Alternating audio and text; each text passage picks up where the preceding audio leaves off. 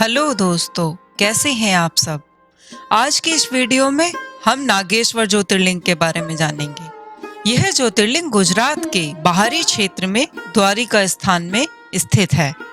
धर्मशास्त्रों में भगवान शिव नागों के देवता हैं और नागेश्वर का पूर्ण अर्ध नागों का ईश्वर है। भगवान शिव का एक अन्य नाम नागेश्वर भी है। द्वारकापुरी से भी नागेश्वर ज्योतिर्लिंग की दूरी 17 मील की है।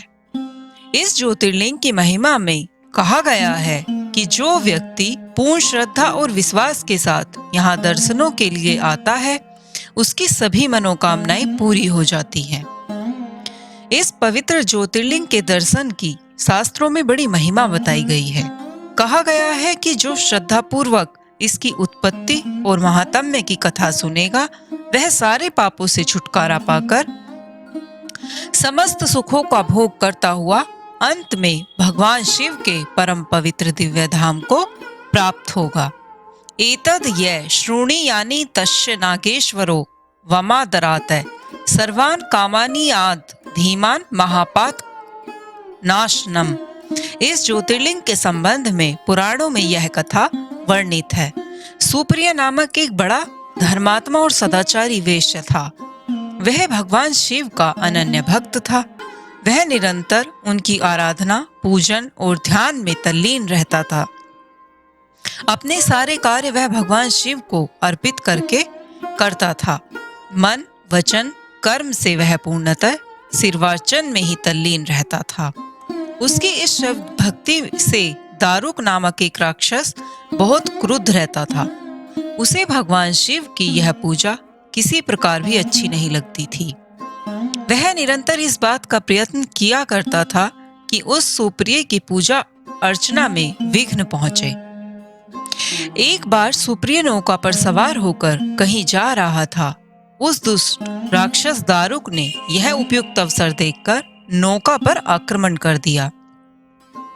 उसने नौका में सवार सभी यात्रियों को पकड़कर अपनी राजधानी में ले जाकर कैद कर लिया। सुप्रिय कारागार में अपने नित्य नियम के अनुसार भगवान शिव की पूजा आराधना करने लगा। अन्य बंदी यात्रियों को भी वह शिव भक्ति की प्रेरणा देने लगा। दारुक ने अपने सेवकों से सुप्रिय के विषय में जब यह समाचार सुना, तब वह अत्यंत क्रुद्ध होकर उस कारागार में आ पहुंचा।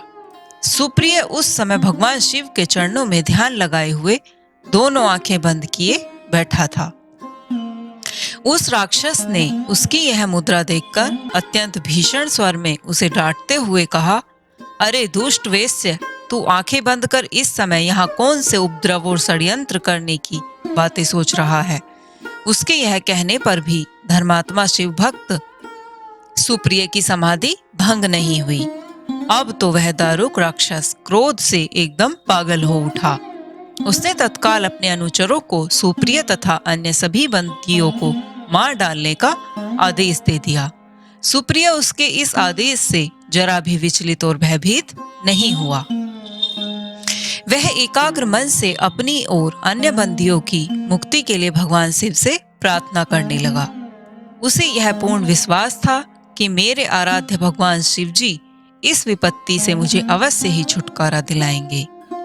उसकी प्रार्थना सुनकर भगवान शंकर जी तत्क्षण उस कारागार में एक ऊंचे स्थान पर एक चमकते हुए सिंहासन पर स्थित होकर ज्योतिर्लिंग के रूप में प्रकट हो गए। उन्होंने इस प्रकार सुप्रिय को दर्शन देकर उसे अपना पाशुपत अस्त्र भी प्रदान किया।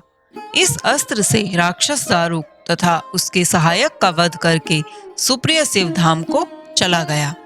भगवान शिव के आदेश अनुसार ही इस ज्योतिर्लिंग का नाम नागेश्वर पड़ा। तो धन्यवाद दोस्तों। कैसी लगी आपको हमारी कहानी? अगर कहानी पसंद आई हो तो वीडियो को लाइक करें, शेयर करें और हमारे चैनल को सब्सक्राइब करें। मिलते हैं एक और नई अगली कहानी में। तब तक के लिए धन्यवाद।